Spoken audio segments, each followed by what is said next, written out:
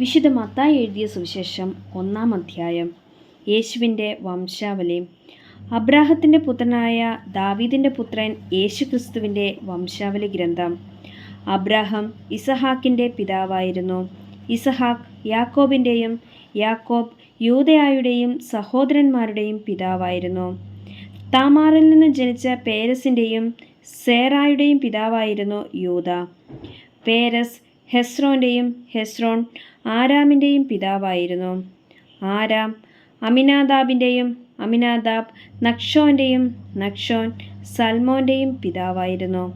സൽമോൻ റാഹാബിൽ നിന്ന് ജനിച്ച ബോവാസിൻ്റെയും, ബോവാസ് റൂത്തിൽ നിന്ന് ജനിച്ച ഓബദിൻ്റെയും, ഓബദ് ജസ്സയുടെയും, ജസ്സെ ദാവീദ് രാജാവിൻ്റെയും പിതാവായിരുന്നു. ദാവീദ് ഊറിയായുടെ ഭാര്യയിൽ നിന്ന് ജനിച്ച സോളമൻ്റെ പിതാവായിരുന്നു. സോളമൻ റാഹോബോവാമിൻ്റെയും, റാഹോബോവാം അബിയായുടെയും, അബിയ ആസായുടെയും പിതാവായിരുന്നു.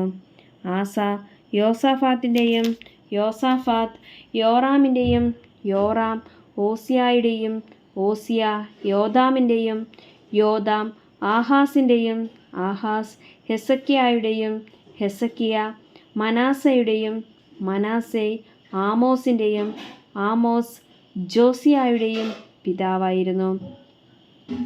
ബാബിലോൺ പ്രവാസകാലത്ത് ജനിച്ച യാക്കോണിയായുടെയും സഹോദരന്മാരുടെയും പിതാവായിരുന്നു Josiah.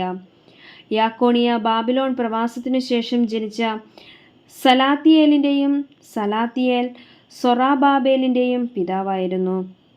സൊറാബാബേൽ അബിയൂദിൻ്റെയും, അബിയൂദ് എലിയാക്കിമിൻ്റെയും, എലിയാക്കിം ആസോറിൻ്റെയും, Azor സദോക്കിൻ്റെയും, Zadok അക്കിമിൻ്റെയും, അക്കിം എലിയൂദിൻ്റെയും, എലിയൂദ് എലയാസറിൻ്റെയും, Eleazar മദാൻ്റെയും, Madan യാക്കോബിൻ്റെയും പിതാവായിരുന്നു.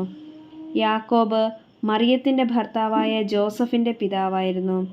അവളിൽ നിന്ന് ക്രിസ്തു എന്ന് വിളിക്കപ്പെടുന്ന യേശു ജനിച്ചു. ഇങ്ങനെ അബ്രാഹാം മുതൽ ദാവീദ് വരെ 14, ദാവീദ് മുതൽ ബാബിലോൺ പ്രവാസം വരെ 14, ബാബിലോൺ പ്രവാസം മുതൽ ക്രിസ്തു വരെ 14 തലമുറകളാണ് ആകെയുള്ളത്. യേശുവിൻ്റെ ജനനം. യേശുക്രിസ്തുവിൻ്റെ ജനനം ഇപ്രകാരമായിരുന്നു. അവൻ്റെ മാതാവായ മറിയവും ജോസഫും തമ്മിലുള്ള വിവാഹ നിശ്ചയം കഴിഞ്ഞിരിക്കെ അവർ സഹവസിക്കുന്നതിനു മുമ്പ് അവൾ പരിശുദ്ധാത്മാവിനാൽ ഗർഭിണിയായി കാണപ്പെട്ടു. അവളുടെ ഭർത്താവായ ജോസഫ് നീതിമാനാകയാലും അവളെ അപമാനിതയാക്കാൻ ഇഷ്ടപ്പെടാകയാലും അവളെ രഹസ്യമായി ഉപേക്ഷിക്കാൻ തീരുമാനിച്ചു. അവൻ ഇതേക്കുറിച്ച് ആലോചിച്ചു കൊണ്ടിരിക്കെ കർത്താവിൻ്റെ ദൂതൻ സ്വപ്നത്തിൽ പ്രത്യക്ഷപ്പെട്ട് അവനോട് പറഞ്ഞു, ദാവീദിൻ്റെ പുത്രനായ ജോസഫ്, മറിയത്തെ ഭാര്യയായി സ്വീകരിക്കാൻ ശങ്കിക്കേണ്ട. അവൾ ഗർഭം ധരിച്ചിരിക്കുന്നത് പരിശുദ്ധാത്മാവിൽ നിന്നാണ്. അവൾ ഒരു പുത്രനെ പ്രസവിക്കും. നീ അവന് യേശു എന്ന് പേരിടണം. എന്തെന്നാൽ അവൻ തൻ്റെ ജനത്തെ അവരുടെ പാപങ്ങളിൽ നിന്ന് മോചിപ്പിക്കും. കന്യക ഗർഭം ധരിച്ച് ഒരു പുത്രനെ പ്രസവിക്കും. ദൈവം നമ്മോട് കൂടെ എന്നർത്ഥമുള്ള എമ്മാനുവേൽ എന്ന് അവൻ വിളിക്കപ്പെടും എന്ന് കർത്താവ് പ്രവാചകൻ മുഖേന അരുളിച്ചെയ്തത് പൂർത്തിയാകാൻ വേണ്ടിയാണ് ഇതെല്ലാം സംഭവിച്ചത്.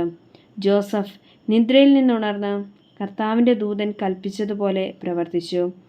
അവൻ തൻ്റെ ഭാര്യയെ സ്വീകരിച്ചു. പുത്രനെ പ്രസവിക്കുന്നതുവരെ അവളെ അവൻ അറിഞ്ഞില്ല. അവൻ ശിശുവിന് യേശു എന്ന് പേരിട്ടു.